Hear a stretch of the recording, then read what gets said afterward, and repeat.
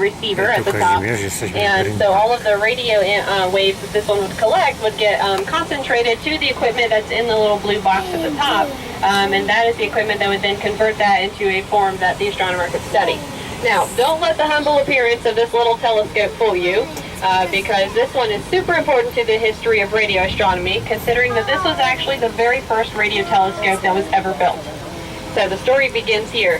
We're going back to the 1930s now.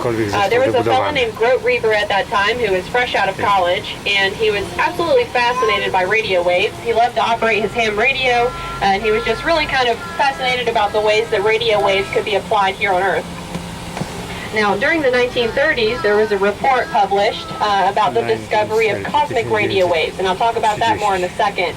But the discovery of cosmic radio waves was completely mind-blowing, because up until the 1930s, people had no idea that there were these radio signals being created by objects in space naturally, much less that we could receive those signals here on Earth.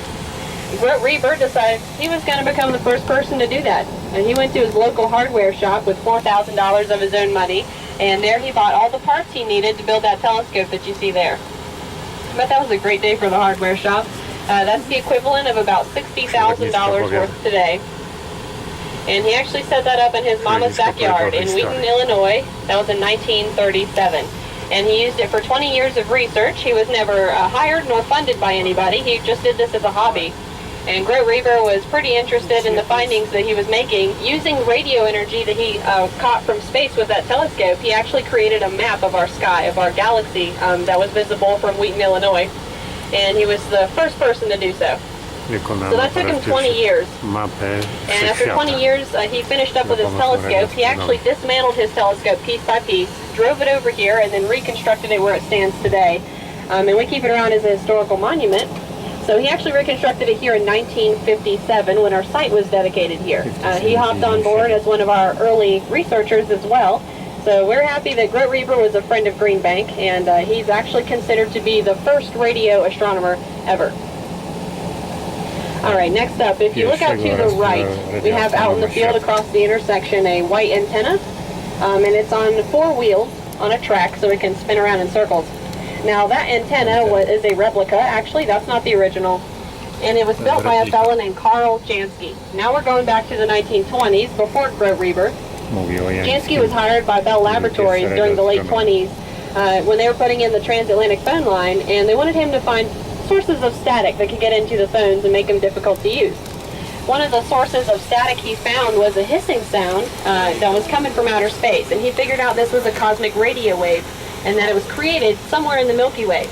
So this was a completely new discovery at the time. He became the first person to discover the existence of cosmic radio waves. Although this wasn't too long after Orson Welles had published War of the Worlds. Everybody had this huge panic that there was an alien invasion, when really it turned out to be fiction, thankfully. But he wasn't about to open that can of worms again and scare everybody by saying he found real radio waves coming from outer space. They might have assumed that they came from aliens. So instead, he said that he found star noise coming from outer space. Good one, Jansky. All right, so the building that's on our left has a bunch of blue panels, is the Jansky Lab. So the Jansky Lab, we named after Karl Jansky, of course, and that is where our 100 year-round employees have their offices. That includes astronomers, engineers, IT guys, computer operators, the telescope operators, anybody you might need to run a place like this. Let me also point out that we have a few flags on our left. We're passing a flag that's labeled with Earth, and we're coming up on a flag that says Mars. We've actually passed several of these flags already: the Sun, Mercury, Venus, and of course Earth, and now we're coming up to Mars. So these flags are constructed all along the road to give you an idea of how far apart the planets are from one another, and 1 foot on this scale model equals 3 billion feet in outer space. Pluto is 1.5 miles up the road from here, so we essentially took our solar system and squished it down to 1.5 miles. If we had a flag that represented the closest star to our solar system, it would be somewhere out in the Pacific Ocean, a little over 1,000 miles away. Alrighty, so at this time we're actually approaching the gates. That I'll have to ask you to double check your electronics at this time. Please make sure that those are powered off. That'll include pacemakers, smartwatches, smartphones, digital cameras. Just joking about pacemakers.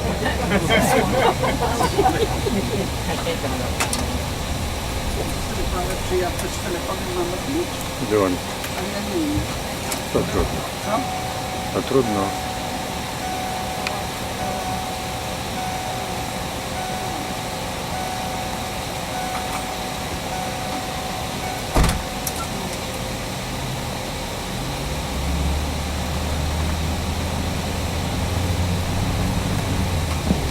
All right, past the gates, we also only take diesel vehicles. On our right, we have a little anti-spark plug sign. It says diesel only.